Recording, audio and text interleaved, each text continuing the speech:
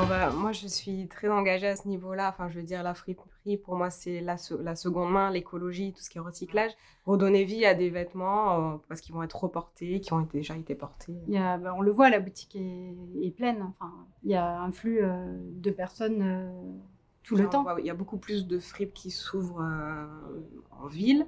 Et puis même sur Internet aussi, beaucoup avec Vinted et ce genre de choses. Enfin, le vêtement vraiment de seconde main a explosé, ça c'est sûr.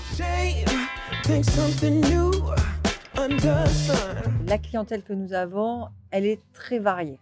Ça va de jeunes à moins jeunes. Nous avons tous les âges. Ce qui est intéressant, c'est de savoir ce vêtement, il vient d'où. Souvent, quand on s'habillait en fripe, il y avait ceux qui étaient branchés et qui venaient en fripe et qui mélangeaient avec du neuf, et ceux qui n'avaient pas de sous. En effet, c'était plus associé au fait de ne pas avoir d'argent.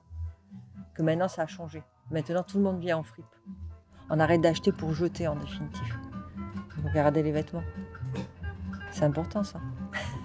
Quand j'achète des vêtements, je suis presque la plupart du temps plus pour le magasin. En fait. Clothes, that's like one of my favorite things to buy there. I think like you can find a lot of really great like jackets and jeans because that's the kind of stuff that people give away but also the kind of stuff that lasts forever.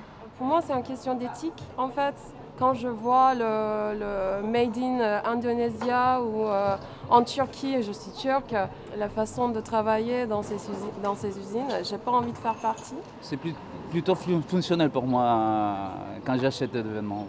Je préfère aller acheter de la seconde main plutôt qu'aller dans des boutiques plus traditionnelles. Je pense qu'il faut les deux, il faut du neuf et du vintage de la friperie, pas l'un ou l'autre à mon avis.